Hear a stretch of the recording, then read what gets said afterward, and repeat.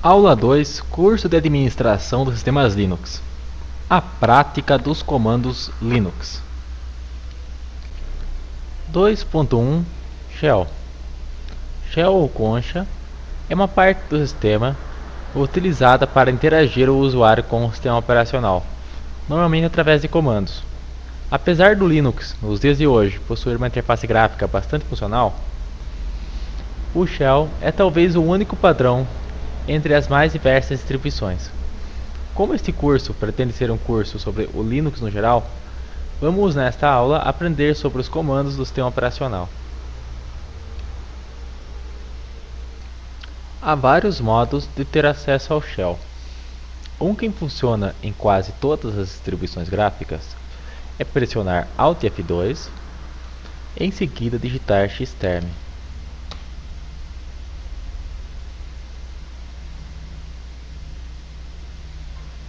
Em distribuições modo texto, normalmente você terá de logar como root ou com um usuário criado durante a instalação para obter acesso ao Shell. No Ubuntu, há uma forma muito simples de ter acesso ao Shell. Basta que eu clique em Aplicativos, Acessórios, Terminal.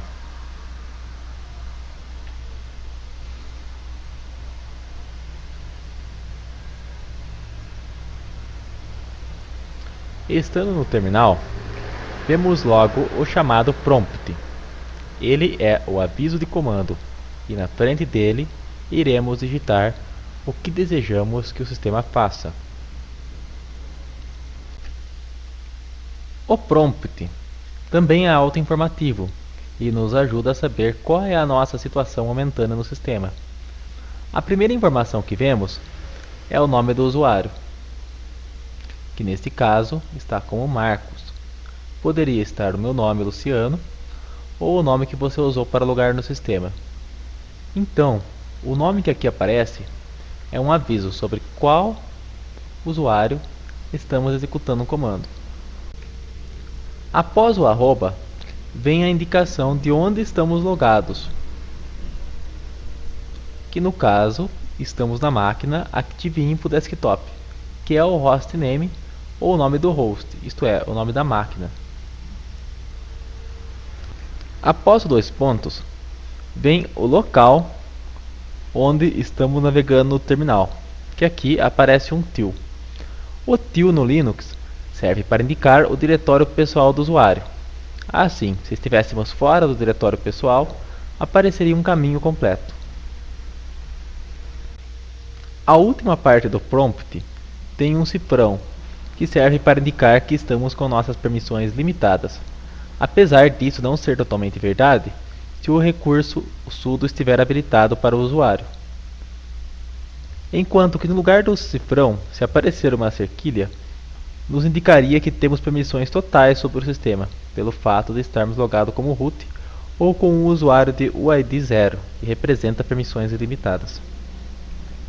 Comandos. Um comando é uma palavra que tem a ver com o que eu quero que o sistema faça, normalmente referente ao idioma inglês ou ao nome de um programa. Para executar um comando, basta que eu digite uma palavra e pressione Enter, como por exemplo, se eu digitar Firefox tudo em minúsculo e pressionar Enter,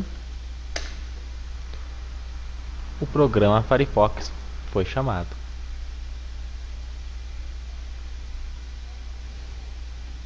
Repare que o Firefox trancou o terminal. Talvez você queira abrir ele de um modo que ele não tranque o terminal. Então você pode usar o E comercial encostado no final da palavra Firefox, assim, Firefox, E comercial, e pressiono Enter. Deste modo, o terminal continua livre para novas execuções de comandos. Esta fórmula do E comercial somente deve ser usada em programas gráficos como é o caso do Firefox, ou em casos especiais de execução em background. Outro exemplo de comando é o digitar gedit, que chama o editor de textos do ambiente gráfico GNOME. Ele também trancou o terminal por ser um programa gráfico. Assim, posso utilizar a opção gedit e comercial de modo a abrir o Firefox e o gedit juntamente.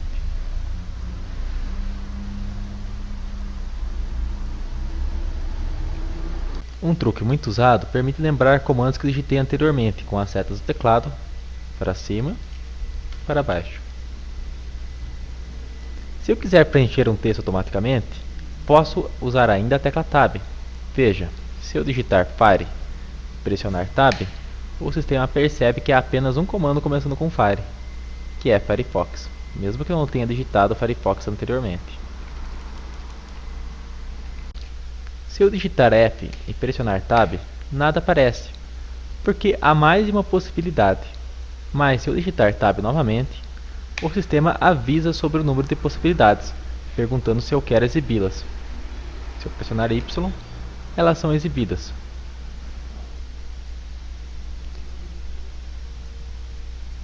Para que a exibição seja finalizada, basta pressionar Q. 2.2 Usuário root. No Linux, podem existir vários usuários, e normalmente estes usuários possuem uma limitação de permissão.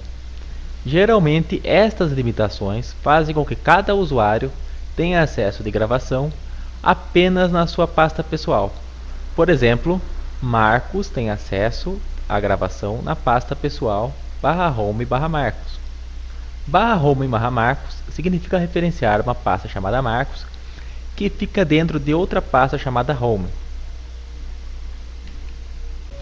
O usuário root é justamente um usuário especial que não obedece a estas limitações, graças ao fato dele ser o usuário administrativo, que pode criar usuários e administrar suas permissões.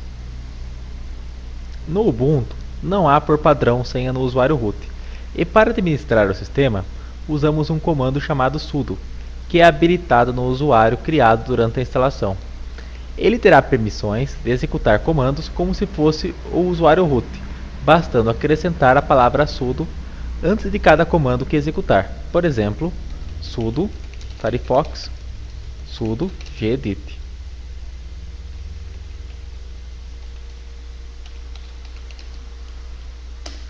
Repare que me foi pedido a senha do próprio usuário e não a senha de root.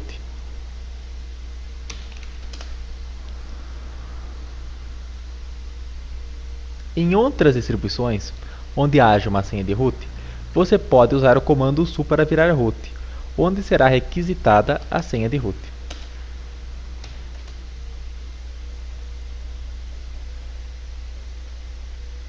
Um atalho para limpar o shell do Linux é a combinação Ctrl L, que também está disponível no modo texto puro. Ctrl L.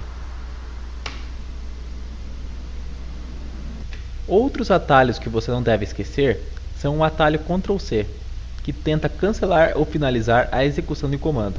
Quando Ctrl C não está disponível, usamos a tecla Q para sair de um comando. Ou ainda verificamos se o comando tem uma forma específica de sair. O Nano, por exemplo, tem uma combinação que é Ctrl X. Outra tecla de atalho útil é Ctrl Z, que não finaliza, mas paralisa um comando rapidamente, e pode ser muito útil quando o Ctrl C não funciona. Você pode trazer o comando de volta com o comando FG. 2.3 Comandos básicos.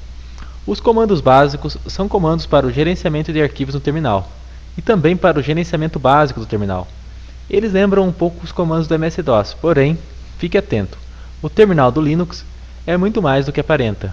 Vamos começar com o comando pwd. O comando pwd nos mostra o diretório corrente, isto é, o diretório ou pasta em que estamos navegando pelo terminal. Apenas digito pwd e pressiono Enter para que ele seja executado. A saída de sucesso de um comando é chamada de Standard Output e é comum na maioria dos comandos. O que essa saída quer dizer é que existe uma pasta chamada Home e dentro desta pasta uma pasta chamada Marcos, que é a pasta em que estou navegando. Como nós vimos no tópico Árvore de Diretórios, o diretório Home guarda pastas pessoais de usuários. Assim, Marcos só poderia ser a pasta pessoal de um usuário chamado Marcos. Podemos averiguar isso pela interface gráfica. Para isso, eu clico em Locais, Pasta Pessoal. Note que foi aberta a pasta /home/Marcos E note também que ao invés de Marcos, poderia aparecer o meu nome Luciano ou seu nome. Isto acontece porque estou logado como um usuário chamado Marcos. Um comando muito simples é o comando clear, que apenas limpa a tela, tendo a utilidade apenas estética. Você também pode usar Ctrl L para isso, tanto no modo texto puro, quanto no terminal em modo gráfico. Veja, clear, Ctrl L. Depois de aprender o PWD, você ainda poderia se perguntar, mas em que me ajuda saber em que diretório estou navegando? O diretório corrente é mais ou menos como o diretório padrão naquele momento. Significa que se eu disser ao sistema, exclua o arquivo X, ele irá procurar pelo arquivo X nesse diretório padrão, ou seja, no diretório corrente /home /marcos. Mas se eu for mais específico e disser algo como exclua o arquivo X que está dentro do diretório /usr, então o sistema irá procurar o arquivo X no diretório usr como especifiquei. É mais ou menos como a barra de endereço quando estamos na interface gráfica. Ela nos mostra que estamos navegando no diretório /home /marcos, que é, por assim dizer, o diretório padrão no momento. Após aprender o comando pwd, você está pronto para o comando ls. O comando ls é um comando que lista o conteúdo de um diretório, ou em termos mais simples, o ls lista o conteúdo de uma pasta. Se eu digitar ls sem especificar nenhum caminho, ele irá tomar como padrão o diretório corrente, que foi exibido pelo comando pwd. Veja, ls enter. Repare na saída padrão ou standard output do comando ls. Ele mostra os arquivos e subdiretórios do diretório /home /marcos. Para conferir esta exibição, irei abrir o diretório Marcos na interface gráfica, que já tinha sido aberta anteriormente, né? Então você pode perceber o subdiretório área de trabalho, o subdiretório Capture X Plus, o subdiretório documentos, o subdiretório download, o subdiretório imagens, o subdiretório modelos, o subdiretório música, o subdiretório público, o arquivo teste e o subdiretório vídeos.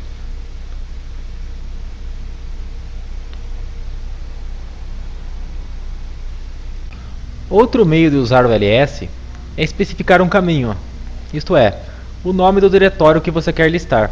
Por exemplo, se eu quiser listar o diretório bin que fica na raiz, basta digitar ls espaço /bin.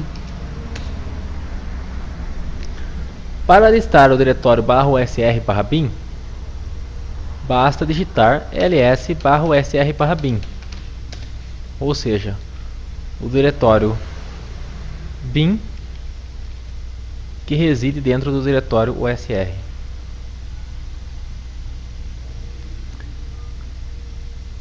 Os coringas asterisco e interrogação também estão presentes no Linux. Isso significa que posso filtrar uma listagem com lst asterisco, que mostra os arquivos começados com T do meu diretório. Ou ainda, posso utilizar uma máscara com o coringa interrogação. Por exemplo, qualquer arquivo que tenha 5 caracteres. Então, basta digitar 5 interrogações, ls 5 interrogações, enter, o arquivo teste aparece mais uma vez.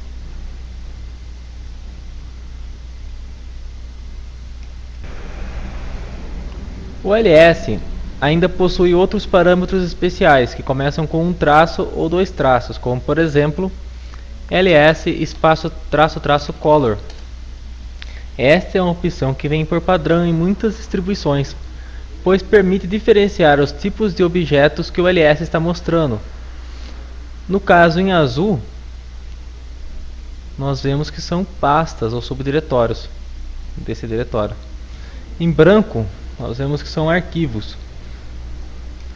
Vamos listar agora com o traço traço color o conteúdo de /bin para ver outras cores. Veja, em verde temos os executáveis. Em azul claro, os links simbólicos. Em vermelho e branco, temos alguns programas com permissões especiais. Uma permissão especial chamada BTS, que iremos aprender na aula de permissões.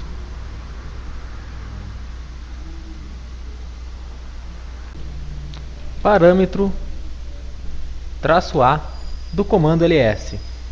No Linux, arquivos cujos nomes iniciam-se em ponto são considerados por padrão arquivos ocultos. Com o parâmetro "-a", eles passam a ser exibidos. Outro parâmetro parecido com este é o "-a" maiúsculo, que faz a mesma coisa, porém não mostra as entradas ponto e dois pontos, que são nomes em sistemas Unix para simbolizar o diretório atual e o diretório pai, anterior a este.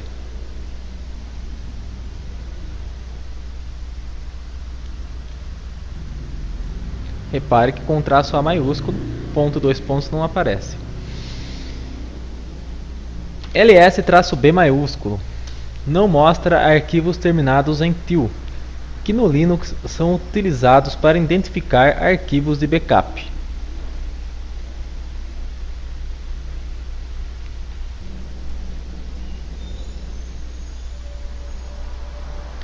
Opção "-d".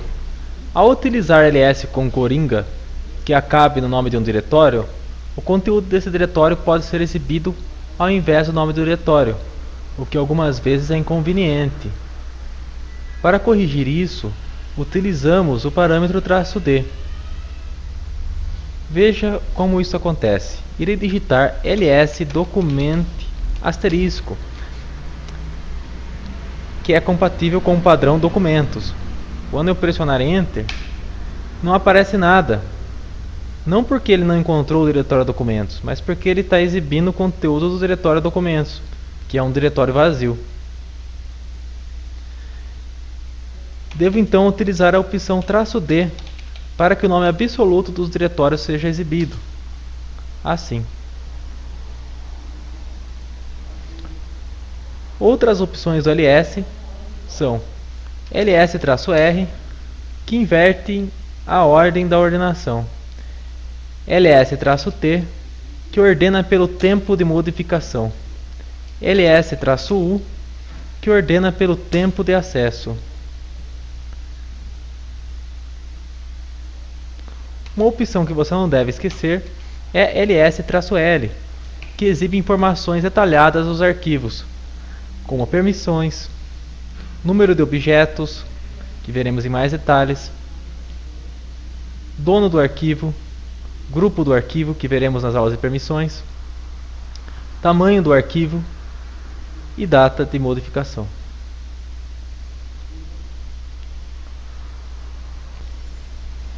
Um parâmetro que é comum a muitos comandos é o --help, que exibe a ajuda de um comando. Assim, ls espaço --help.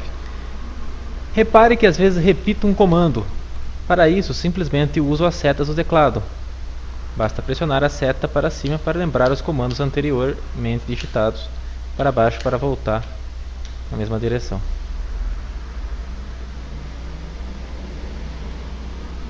É possível combinar parâmetros em comandos. Por exemplo, eu posso combinar o parâmetro "-u", que ordena pela data de modificação, com o parâmetro "-color, e também combinar isso com o parâmetro "-a". Posso fazer isso assim ou assim. Então, todas essas opções foram combinadas.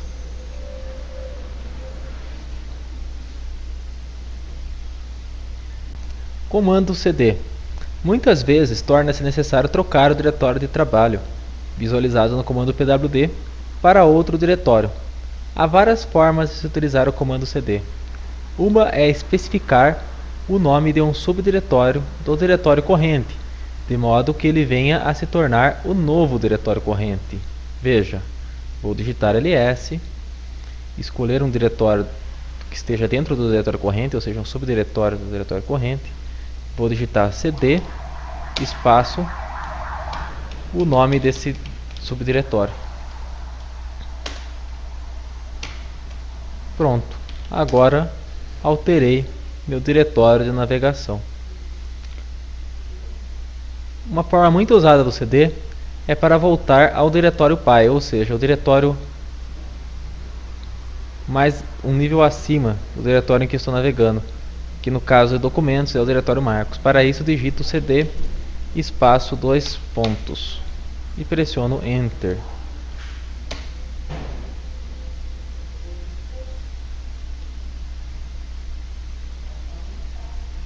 Outra forma de usar o comando cd que pode causar certa confusão no início é especificar o caminho completo a um diretório. Por exemplo, se eu quiser ir ao diretório lib, que está dentro do diretório usr que fica lá no barra, eu teria que especificar cd espaço barra usr barra lib, e assim consigo entrar num subdiretório que não pertence ao diretório corrente. Uma opção interessante do comando cd é o cd traço, que vai ao diretório anterior ao que eu estava. Então, ao digitar cd traço, eu volto ao diretório anterior. Se eu utilizar cd dois pontos nesse caso, eu iria voltar a qual diretório? Ao diretório usr, né? E como a minha intenção era voltar ao diretório anterior, eu utilizei cd traço.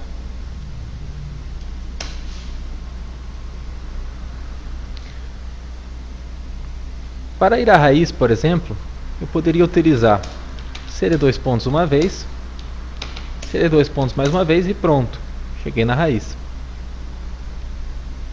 Outra forma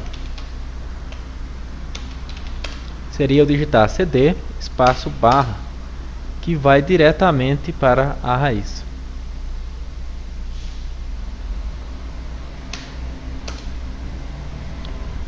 Um outro comando importante é o comando touch, que nos permite criar um arquivo em branco. Para isso, utilizamos touch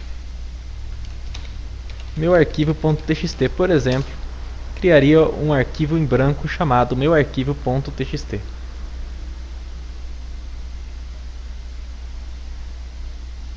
Caso o arquivo já exista, touch altera a data de modificação do arquivo para a data atual. Eu ainda posso especificar uma data de modificação da seguinte forma: especifico o mês, que no caso aqui está outubro, especifico o dia, no caso vou especificar 17, e especifico o horário, por exemplo, 14h30.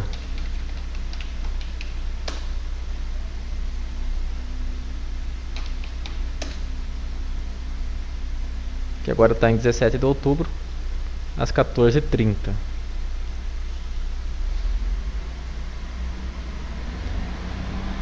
Não é apenas arquivos que você pode precisar criar. Se precisar criar um diretório, terá de usar o comando mkdir. Por exemplo, para criar a pasta receitas, digito mkdir espaço receitas. E o diretório receitas é criado. Aproveito o comando mkdir para falar de arquivos com nomes compostos, como este área de trabalho. Como faremos para criar uma pasta chamada meus documentos? Pode-se usar aspas duplas, assim, mkdir, aspas duplas, meus documentos, fecho as aspas duplas. Pronto, uma pasta chamada meus documentos foi criada.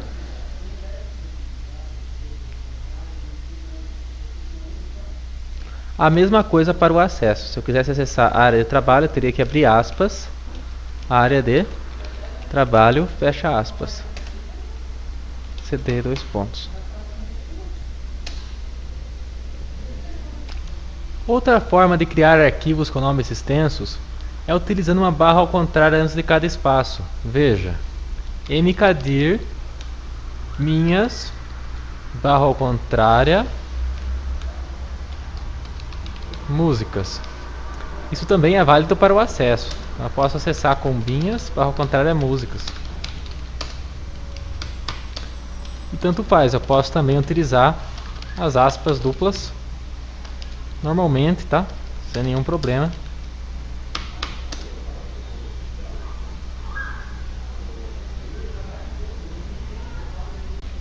É possível utilizar o comando mkdir para criar diretórios já com o respectivo subdiretório. Por exemplo, para criar o diretório azul, que mora dentro de um diretório inexistente chamado cores, eu poderia utilizar o parâmetro "-p", assim, mkdir-p cores/azul.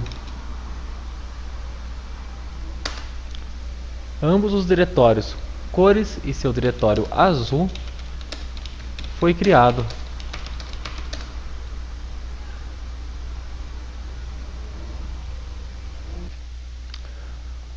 Você deve ter notado que um único comando pode possuir muitas formas de ser utilizado. Assim foi criado o comando man, que abre um manual de instruções. Por exemplo, você pode obter a ajuda do comando pwd com man pwd. Muitas das opções aqui mostradas no manual do comando pwd não foram faladas porque requerem outros conceitos que ainda não foram ensinados, como por exemplo o que é um link simbólico. Para sair da ajuda, basta pressionar a tecla Q. Outra forma de obter ajuda é usando o comando info, que exibe informações mais detalhadas e pode ser chamado sem nenhum parâmetro, como farei agora. Assim, info, e pressione Enter. Agora você pode encontrar o comando desejado nas categorias ou por uma lista. Veja, por exemplo, o comando ls, que lista o conteúdo de um diretório. Ao pressionar Enter sobre ele, a ajuda do comando ls é exibida.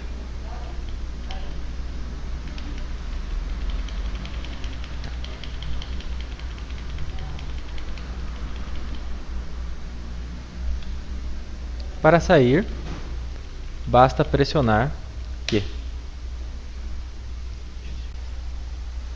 Editores de texto. É impossível trabalhar no terminal sem conhecer seus editores de texto. Um editor de texto simples é um programa que permite editar arquivos ASCII. Esses tipos de arquivos não possuem formatação e são muito usados para desenvolver projetos usando linguagem de programação e para configurar o sistema usando o modo texto. Vamos começar pelo editor Nano, que é o mais fácil e comum deles. Para abrir o Nano, basta digitar Nano especificando ou não um nome de arquivo. Irei especificar o arquivo que foi criado com o comando touch, que é o arquivo meuarquivo.txt. Assim, nano meuarquivo.txt e pressiono Enter.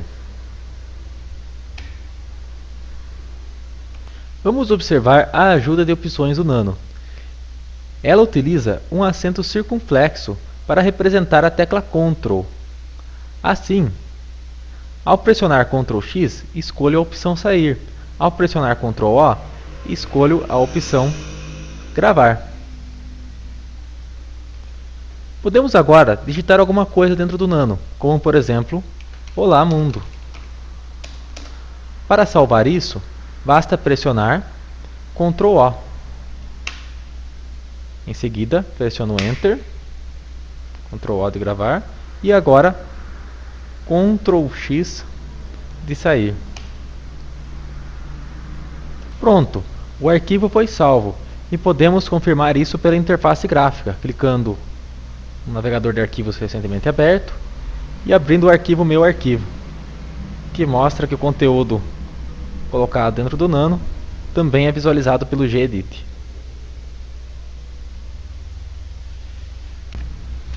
Alguns sistemas baseados em Unix podem não incluir o Nano, como muitas distribuições Linux, de forma que você terá de usar o VI. VI é um editor de textos temido devido à sua complexidade e admirado por suas potencialidades. Deixaremos para falar dele numa aula específica. Vamos agora aprender o comando cat, que assim como o animal curioso, o gato, permite exibir o conteúdo de um arquivo. Vamos, por exemplo, exibir o conteúdo do arquivo recém-editado pelo Nano, o meu arquivo.txt, digitando cat espaço meu arquivo.txt.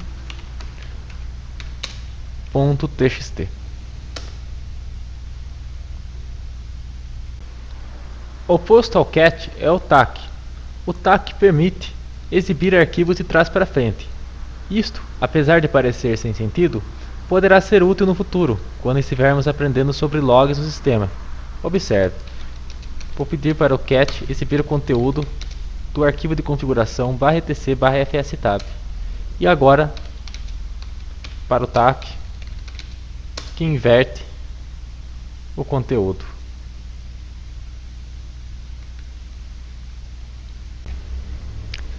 Se tivermos que visualizar um arquivo muito grande, como por exemplo o arquivo /etc bash completion, podemos ter problemas com o comando cat. Neste caso, utilizamos o comando s, que permite que naveguemos no arquivo utilizando as setas do teclado. E para sair do comando less, basta pressionar a tecla Q. Vamos limpar a tela com clear. Comando RM. O comando RM permite remover arquivos e diretórios. Para utilizá-lo, basta digitar RM e o nome do arquivo. Veja, RM teste. Agora o arquivo teste foi removido. Vamos criá-lo novamente com touch teste. Porém, para remover um diretório, você terá de usar o parâmetro "-r" de recursivo. Veja, se eu tentar remover o diretório imagens, recebo um erro dizendo que o diretório imagens é um diretório. Esta é uma medida de segurança do RM, pois um diretório pode conter muitos arquivos e subdiretórios. Assim, se você quiser remover um diretório, você precisa usar a opção "-r", que enfim permite a remoção do diretório. Vamos criar novamente o diretório imagens.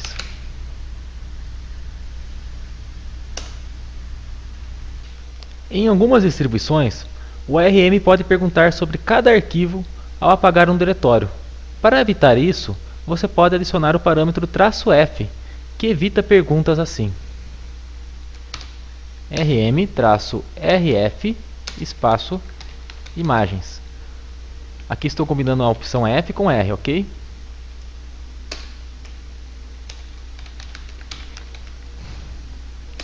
Noutros casos, em que você precise de contrário, utilize "-id interactive, de forma que o comando RM irá perguntar sobre cada arquivo a ser excluído.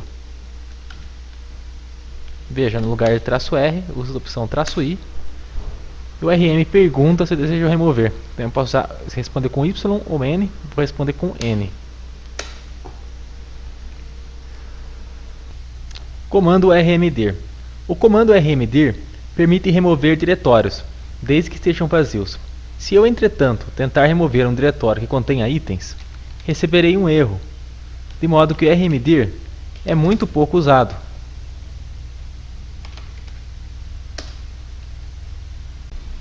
Quando você precisar remover um diretório, opte pelo comando rm --rf, como mostrado anteriormente.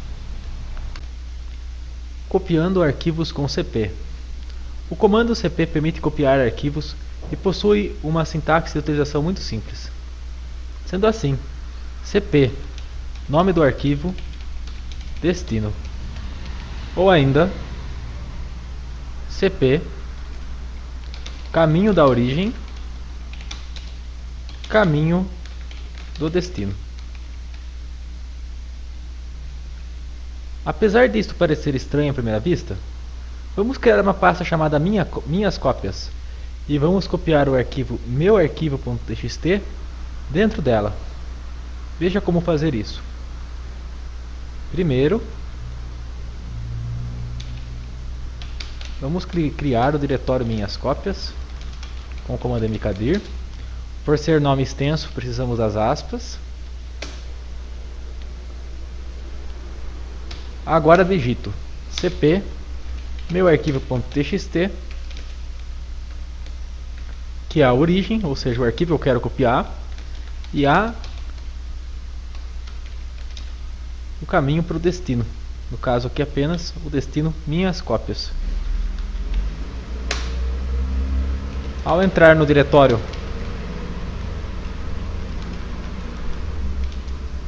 minhas cópias, já conseguimos visualizar o arquivo meu arquivo.txt.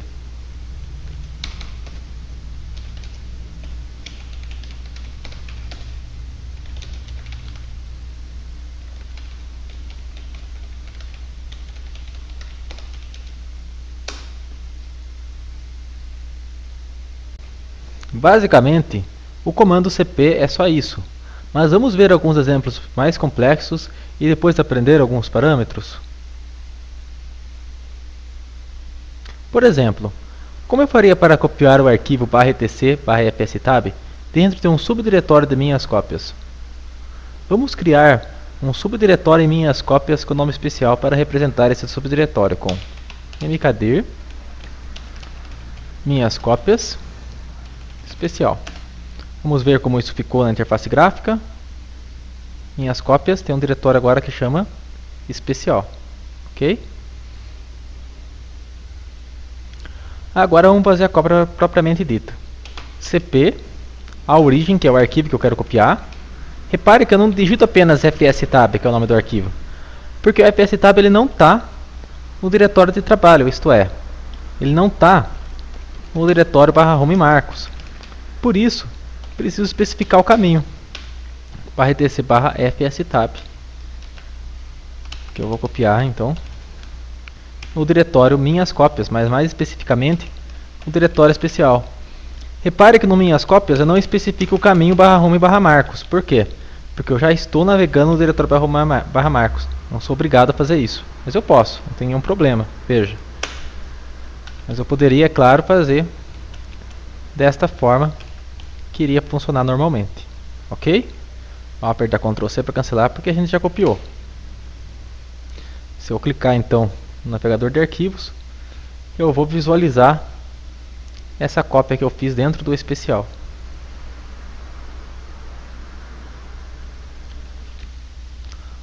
Agora que você já entendeu como funciona o cp, vamos experimentar copiar um diretório para ver o que acontece?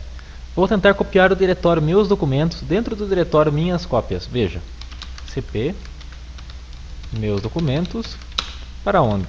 Minhas cópias. cp não copia meus documentos porque precisa do parâmetro "-r" de cópia recursiva para copiar pastas ou diretórios. Agora sim, a cópia ocorre normalmente. O cp possui ainda muitos outros parâmetros.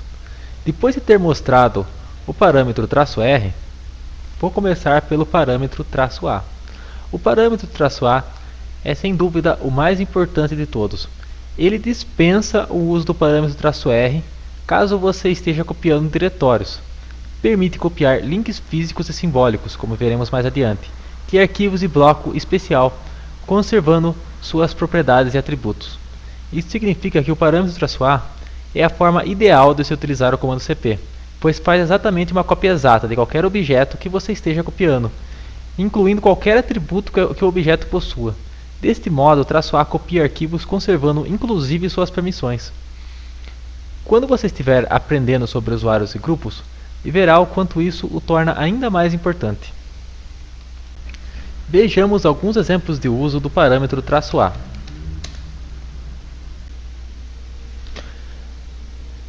Por exemplo, para criar uma cópia exata do arquivo meu arquivo.txt, basta digitar cp-a, meu arquivo.txt, e o nome da cópia.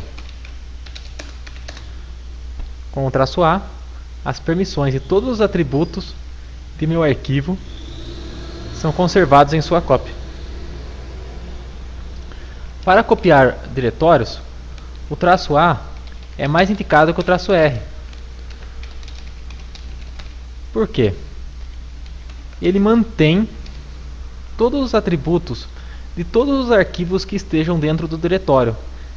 Isso significa que se tiver algum executável ou algum arquivo com uma permissão especial dentro do diretório Minhas Músicas, esse arquivo vai ser conservado com todas as suas propriedades. E repare também que ele dispensa mesmo o uso do "-r", basta apenas executar ele assim e o diretório é copiado de forma exata. Vamos agora ao comando cp-v. O parâmetro "-v" faz com que o cp mostre exatamente o que está fazendo. Irei combinar comando cp-v com "-a" para copiar o diretório Minhas Cópias dentro do diretório Meus Documentos.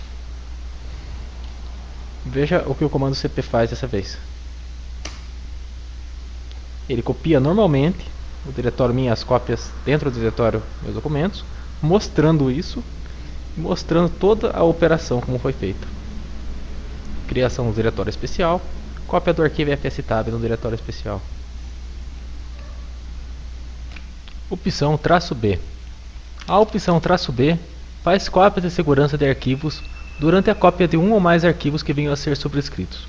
Por padrão, "-b" acrescenta o sufixo "til" no final dos nomes dos arquivos de segurança.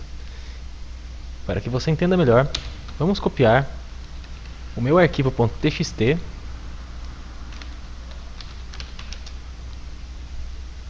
dentro do diretório Meus Documentos, que já possui uma cópia de meu arquivo.txt. Veja, ao acessar meus documentos, é criada uma cópia de segurança meu arquivo.txt com um til ao final. Dependendo de sua distribuição, toda vez que você tentar copiar um arquivo, pode ser feita uma pergunta do tipo: você tem certeza que deseja substituir determinado arquivo? Você pode eliminar esta pergunta com a opção "-f". Por exemplo, cp-f meu arquivo.txt na cópia de meu arquivo.txt. Note que eu utilizei tab para o auto-preenchimento, ok? Como já ensinado anteriormente, na parte do shell.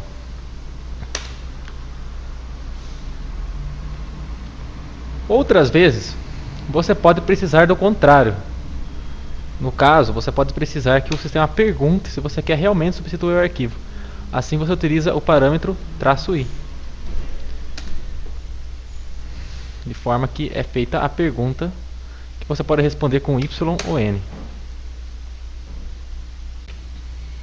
Movendo e renomeando arquivos com o comando "mv". O comando "mv" lembra o comando cp na sua sintaxe mais simples, porém com uma diferença essencial. MV não requer parâmetros para mover diretórios. Assim, seja mais cuidadoso com ele. Veja um exemplo de uso para mover o arquivo meu arquivo.txt para documentos. MV, o nome do arquivo que você deseja mover, como a gente fazia no CP, e o destino, documentos. Ao listar os arquivos, o arquivo meu arquivo não se encontra mais nesse diretório e foi movido para o diretório documentos. E se você precisasse trazer o arquivo meu arquivo.txt de volta para o diretório pai, isto é, para o diretório Marcos, que é pai do diretório documentos? Bem, há duas formas de fazer isso. Uma é estando no diretório documentos e digitar mv meu arquivo.txt /home/marcos, que faria com que ele fosse copiado para /home/marcos. Bem, isso não é muito prático. Então você pode utilizar dois pontos, pois o nome dois pontos sempre representa o diretório pai no Unix e no Linux, de forma que este também é um meio correto de enviar o meu arquivo.txt de volta para o diretório pai. Veja, já não está mais aqui, agora está no diretório pai. Gostaria de deixar aqui uma dica. Se estivesse precisando copiar um arquivo de um subdiretório para seu diretório pai, você também poderia usar o nome dois pontos com o comando cp. Como foi dito anteriormente, o comando mv não precisa de parâmetros para mover diretórios. E aqui digo mais, o comportamento do comando mv é idêntico ao do comando cp, quando combinado ao parâmetro "-a". Assim, mv por padrão irá mover um objeto conservando todos os seus atributos. Vamos experimentar agora o comando mv para renomear um arquivo. Isso mesmo, o comando mv tem dois sentidos no Linux. Um é mover um arquivo e outro é renomear arquivos como o rename do MS-DOS. Para, por exemplo, renomear o arquivo meuarquivo.txt para olamundo.txt, use mv meuarquivo.txt e o destino olamundo.txt. Ao rodar o comando ls, percebo que o arquivo foi renomeado para olamundo.txt. Se eu quiser agora renomear novamente o arquivo olamundo.txt para um arquivo de nome extenso, é muito simples. Basta colocar aspas no nome do arquivo.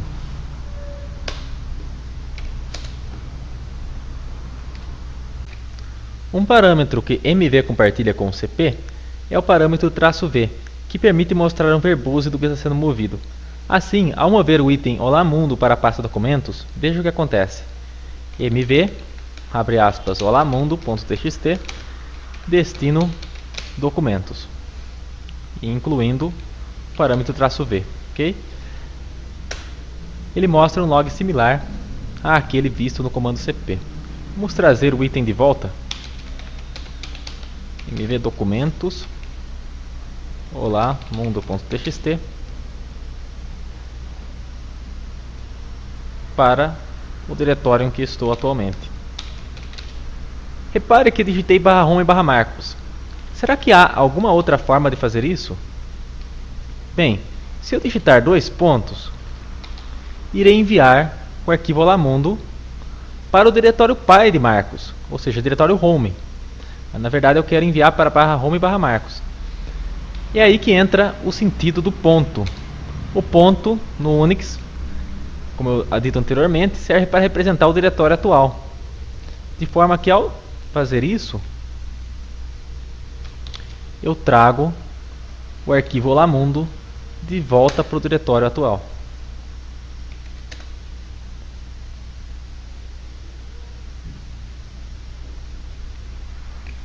O comando mv também compartilha com o comando cp os parâmetros "-f" e "-i".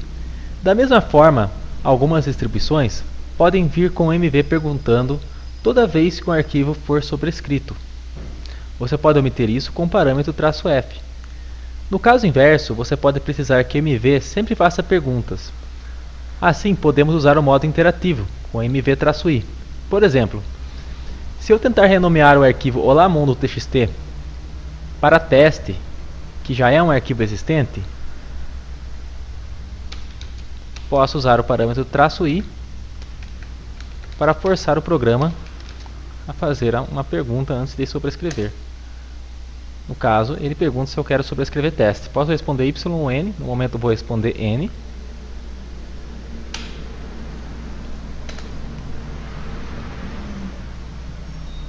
mv ainda compartilha com o cp o parâmetro "-b", que numa movimentação gera cópia de segurança dos arquivos anteriores, que obviamente possuam o mesmo nome do destino. Veja, se eu tentar mover o arquivo olamundo.txt sobre o arquivo teste com o parâmetro "-b, ao rodar ls, percebo que é feito um backup da versão anterior do arquivo teste. Comando history. O comando history mostra os últimos comandos executados. Para utilizá-lo, basta digitar history e pressionar enter.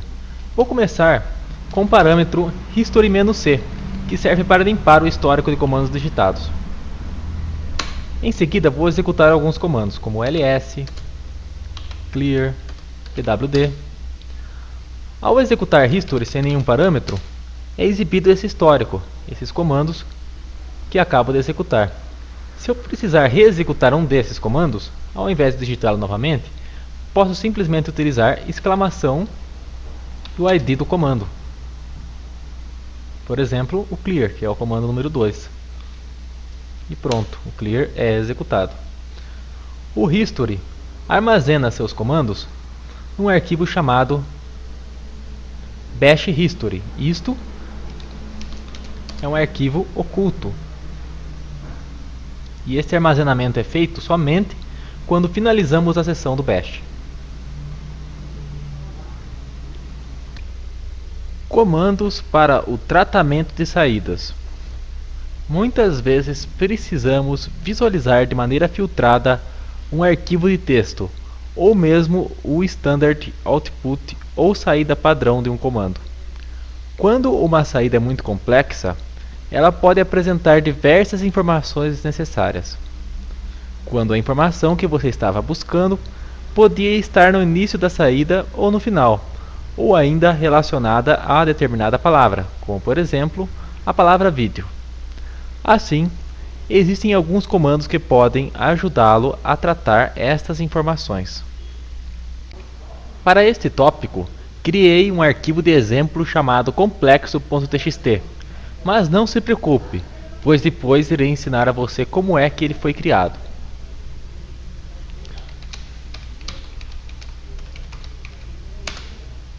Como pode ver, o arquivo complexo.txt é, como o próprio nome diz, bastante complexo.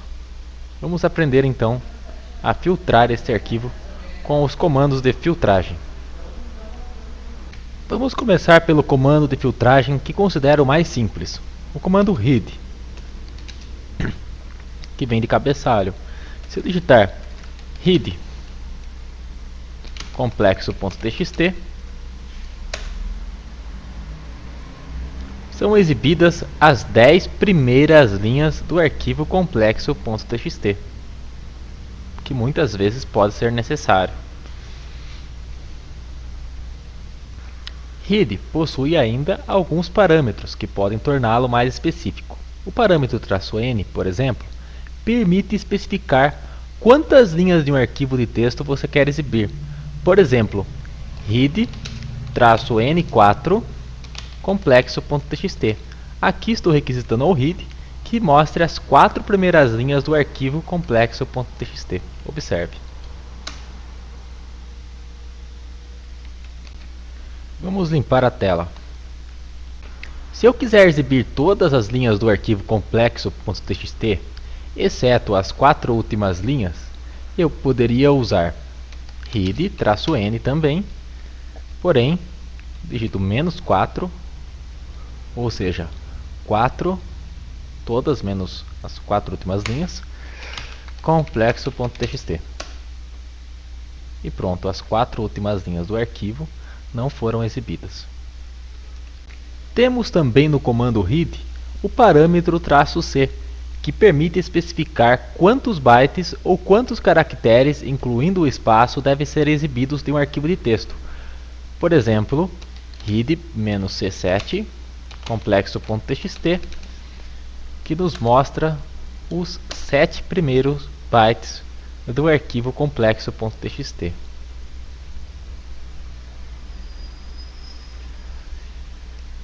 Além do read, há outro muito similar, que é o comando tail, que pode exibir apenas o rodapé de um arquivo, ou seja, suas últimas linhas. Por exemplo, tail complexo.txt, que vai exibir as 10 últimas linhas do arquivo complexo.txt. Se eu quisesse, por exemplo, exibir as 3 últimas linhas do arquivo complexo.txt, eu poderia usar tail-n3 complexo.txt, exatamente o mesmo parâmetro usado no read, que é o "-n" do número da linha. E as 3 últimas linhas são exibidas. Do mesmo modo, posso pegar apenas um número de bytes do final do arquivo, como em tail-c15, que são os 15 últimos bytes, de complexo.txt. Foram pegos os 15 últimos bytes. O mais interessante desse comando é que ele possibilita também acompanhar um arquivo de log em tempo real. Por exemplo, se o Apache está gerando um log em tempo real e eu quero acompanhar esse log, basta utilizar a opção tail-f, o nome do arquivo de log. Veremos mais sobre logs numa aula específica.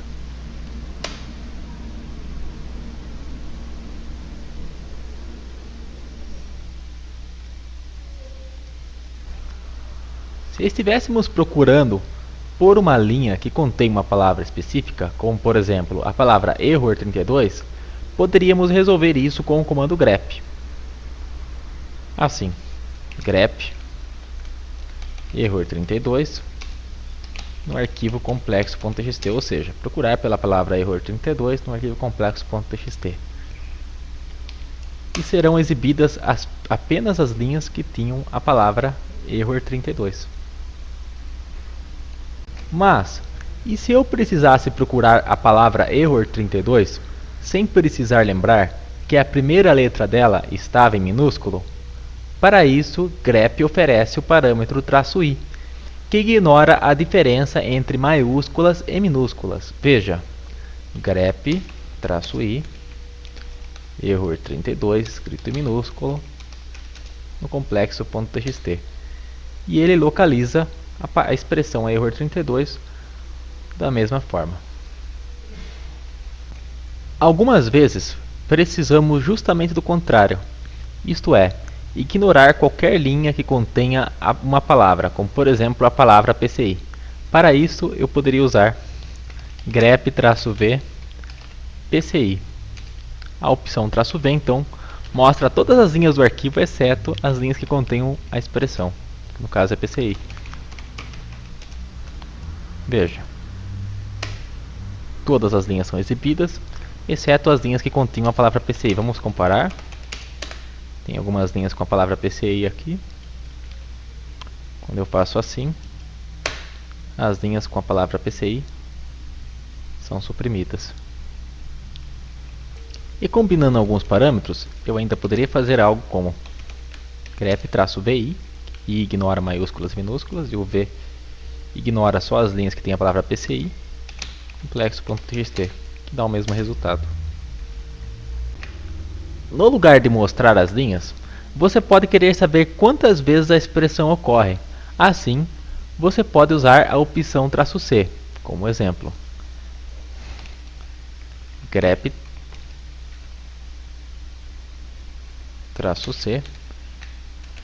error32 complexo.txt. E vejo que a expressão error32 aconteceu duas vezes em complexo.txt. E se você quisesse procurar por uma expressão em qualquer arquivo do diretório atual e de seus subdiretórios, você poderia utilizar a opção "-r de recursivo, colocando a expressão no diretório onde você quer procurar, por exemplo, /home/marcos, ou por exemplo, o diretório atual, que é representado por ponto.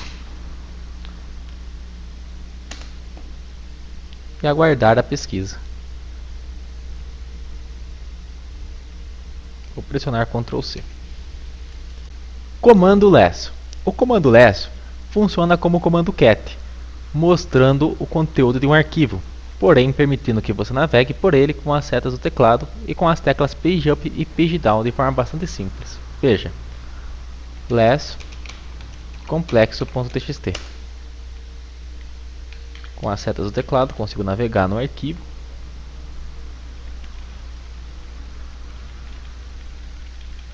Com a tecla page down, page up, pular a página. E com Q, sair. Outro comando é o comando more. Conhecido pelos usuários do MS-DOS, o comando more é semelhante a less, porém limita-se a apenas correr o texto num único sentido. More complexo.txt. Observe que ele não dá opções de subir o texto, apenas de descer o texto. Para sair eu posso usar Q. Diferente do less, eu posso também usar o Ctrl C. Você verá agora em 2.5 como redireciono a saída de comandos e como combinar o grep, o read e o tail com outros comandos para, por exemplo, filtrar a saída do comando ls. Também irá aprender como criei o arquivo complexo.txt. 2.5 Redirecionando a saída de comandos. No Shell, é possível redirecionar a standard output de um comando para um arquivo ou para outro comando. Vamos começar com o pipe, que permite redirecionar a standard output de um comando para outro comando através da chamada standard input, suportada por comandos como os da seção 2.4. Por exemplo, eu poderia redirecionar a saída da standard output do comando ls para o comando less, assim. ls para o srbin, vamos pegar uma saída bem grande. Vamos redirecionar com o pipe, que é esse sinal aqui, para o comando less. Você já conhece. Veja o que vai acontecer. Agora tem uma exibição do comando ls suportada pelo comando less. Para sair, basta pressionar a tecla Q. Isso também serve para comandos como o grep. Veja, ls/sr/bin, procurando pela palavra gedit. Veja o que acontece. Encontrados comandos que batem com o padrão gedit. Vejamos alguns outros exemplos rapidamente de uso do pipe. Para ver as 5 primeiras linhas do comando ls, podemos combinar ele com o read-n5.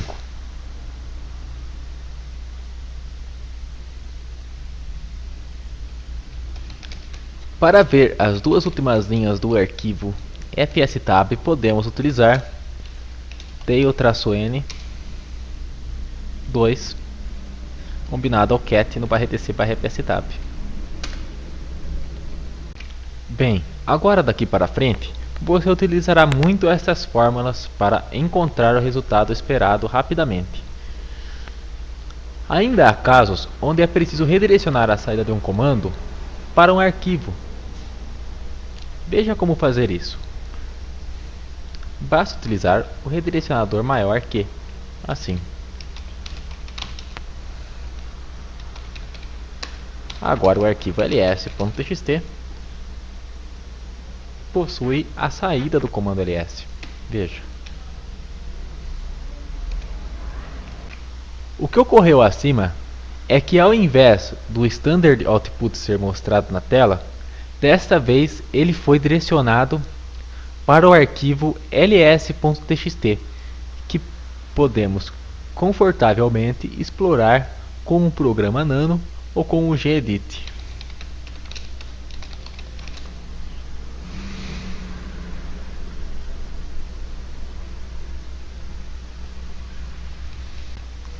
Se você quer acrescentar a um arquivo já existente uma nova saída, pode fazer algo como ls/srsbin, que vai causar uma saída diferente.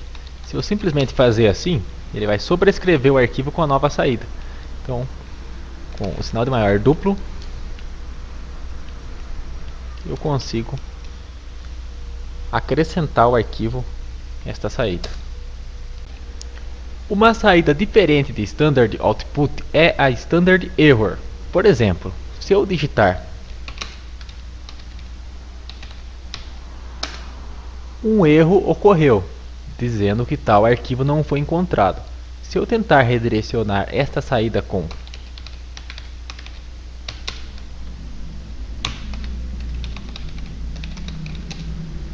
repare que a saída escapou e não foi gravada em ls-erros.txt.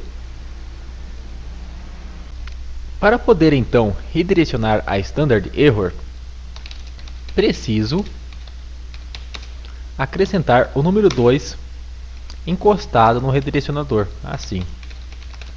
Agora a saída não escapa e é armazenada no arquivo.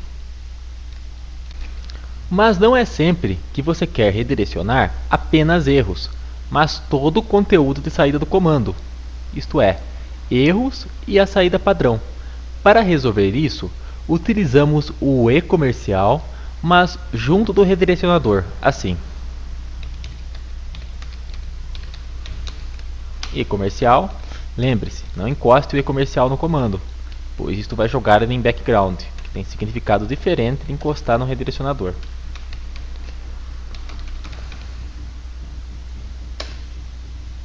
Pronto. Se houvesse saída de acerto e de erro, ambas teriam sido redirecionadas agora. Você, é claro, pode combinar tanto o e-comercial quanto o número 2 com redirecionadores duplos, como em ls/usr/bin e redirecionador duplo para acrescentar o arquivo. E pronto. Ou agora, como prometido, mostrar como criei o arquivo de exemplo complexo.txt usando os redirecionadores. Vamos primeiro excluir o arquivo. Utilizei o comando dmeg. O comando dmeg mostra as mensagens que o kernel do Linux vem emitindo desde sua inicialização. Peguei o comando dmeg e redirecionei para um arquivo chamado complexo.txt, que foi gerado.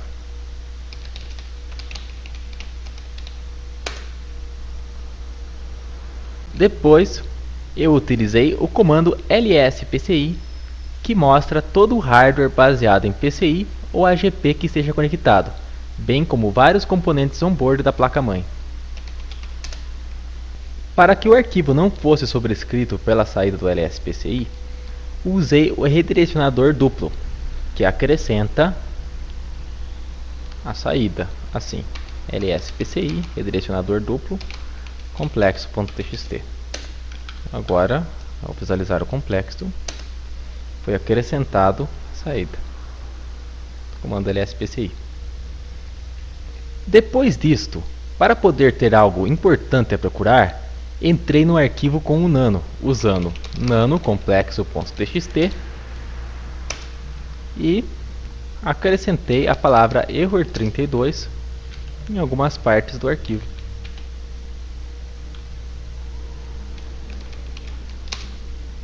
E pronto, Ctrl X, S, Enter, salvei.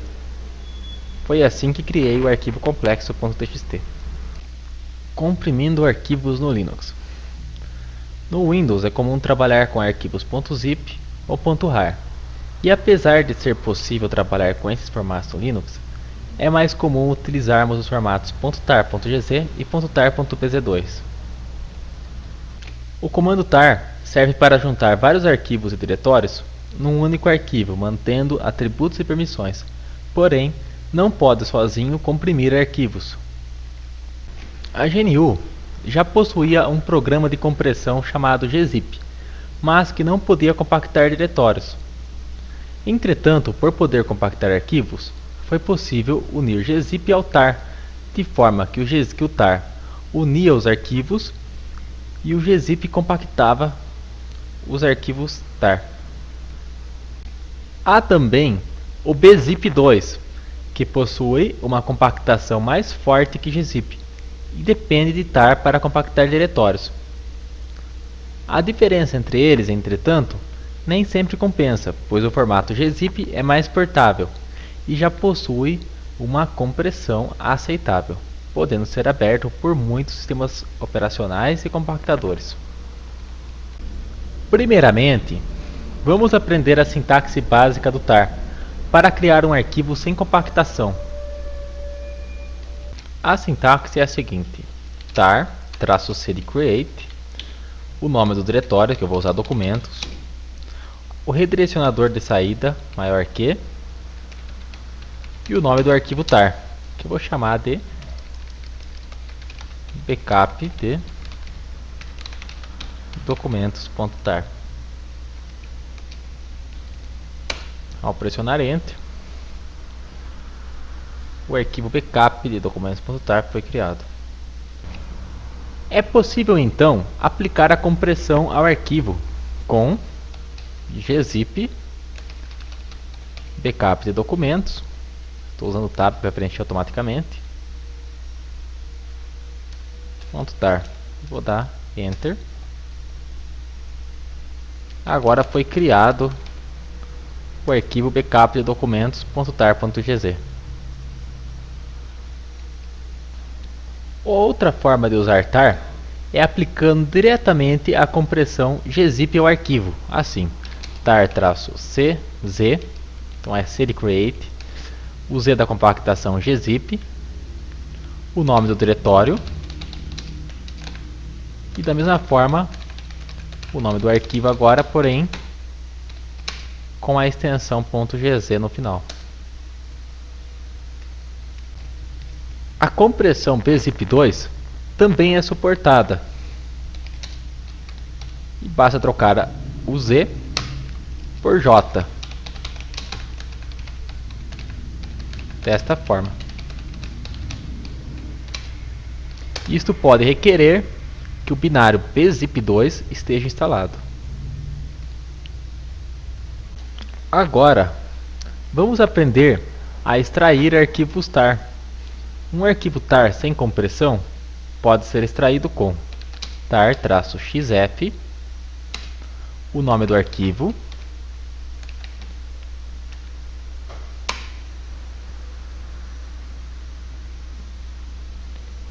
e acrescenta-se o z para caso o arquivo seja um arquivo terminado na extensão gz,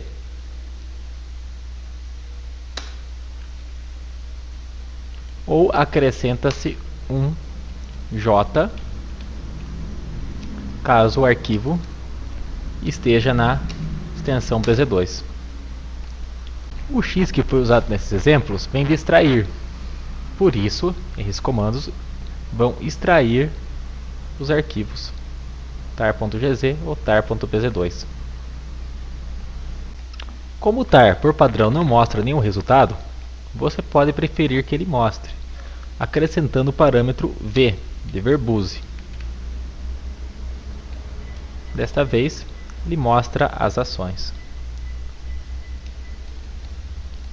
E a forma mais comumente encontrada na internet suprime o traço, uma vez que o tar pode ser utilizado sem o traço antes de iniciar os parâmetros, assim, ou invertendo o x com o z, que dá a mesma coisa.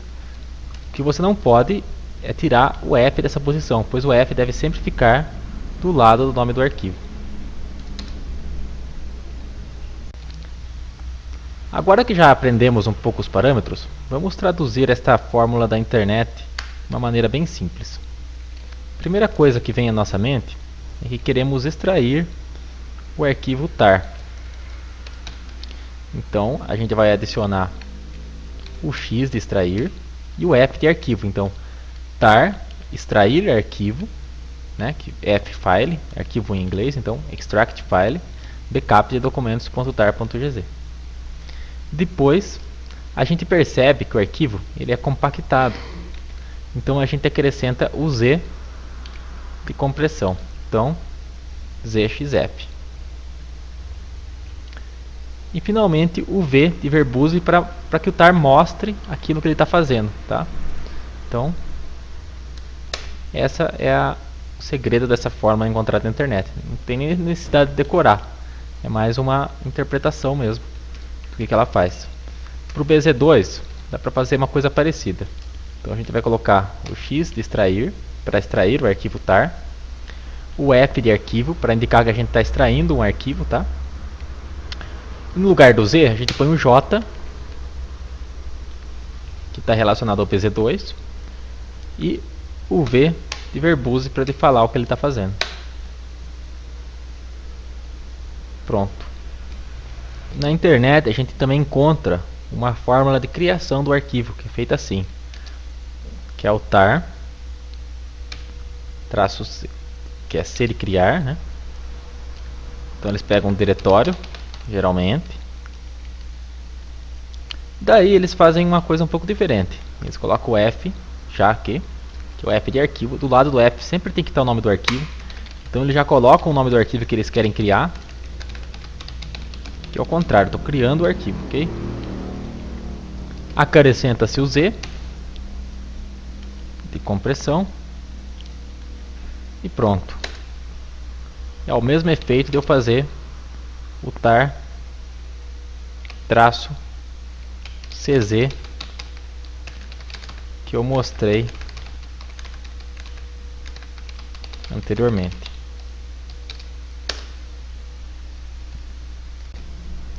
E apesar dessa fórmula que não ser a mais comum, eu gosto dela. Porque primeiro ela tem o traço, que é o padrão dos comandos do Linux.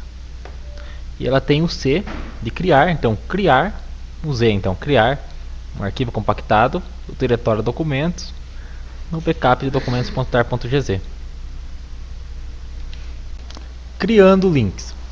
Links no Unix e no Linux são arquivos que apontam para outros arquivos, diretórios ou setores no disco.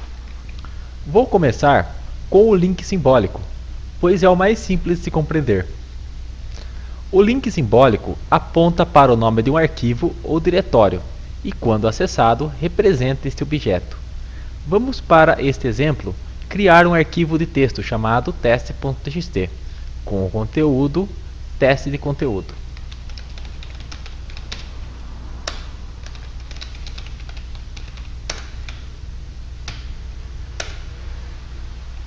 Vamos agora criar um link simbólico do arquivo teste.txt, mas para isso usamos o comando ln juntamente com o parâmetro "-s". Veja como fazer. ln espaço "-s", o nome do arquivo e como destino o link. Agora observe, ao acessar o objeto chamado link que acabamos de criar, veja o que acontece. Ao invés de digitar nanotest.txt, vou digitar nanolink. E veja que o conteúdo do arquivo teste.txt foi exibido. Se eu alterar, o que vai acontecer? Ao visualizar teste.txt, ele também foi alterado. Então, o link é uma forma prática de criar itens que apontam para arquivos. Link físico. Um link físico nada tem a ver com a noção de link que a maioria dos usuários tem. Se você não entender este conceito, não se preocupe, pois é pouco usado e está sendo falado aqui mais para esclarecimentos. Um link físico aponta para um setor ou um conjunto de setores num disco. Isto implica, entre muitas coisas, sobre a complexidade de um link físico. E apesar de parecer simples, costuma confundir usuários na prática, mesmo os mais avançados. Para que você entenda o porquê você deve se preocupar com o link físico, vamos criar um agora. Irei criar desta vez do arquivo complexo.txt. Agora não uso o parâmetro "-s para indicar que é um link físico. E eu vou colocar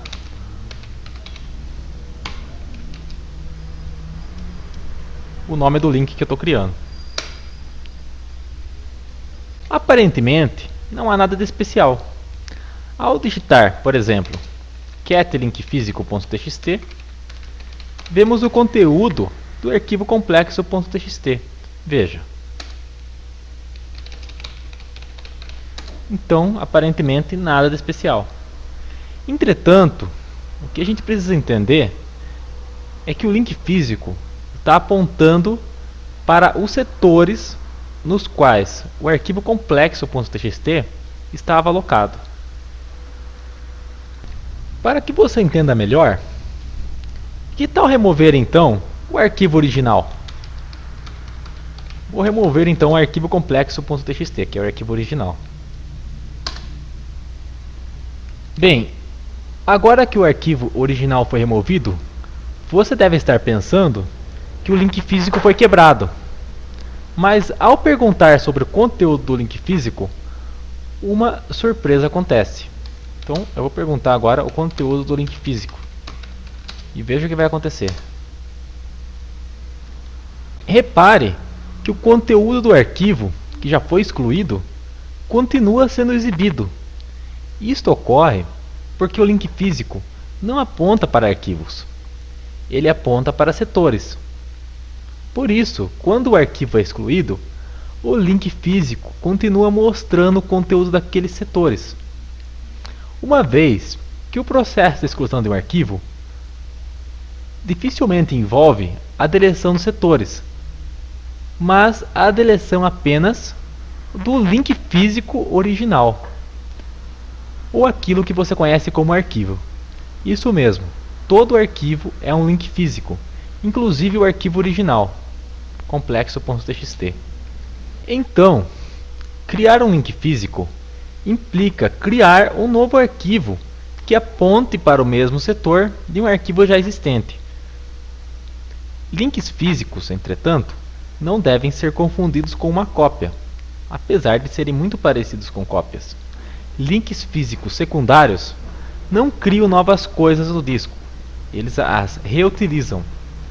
Links físicos podem ser perigosos ao sistema de arquivos e muito confusos, principalmente se você não tiver certeza do que está fazendo. Portanto, neste ponto, gostaria de deixar um recado. Evite criar link físico. Quando você precisar de um link, use o ln-s, que cria link simbólico, exceto que você tenha certeza do que você está fazendo.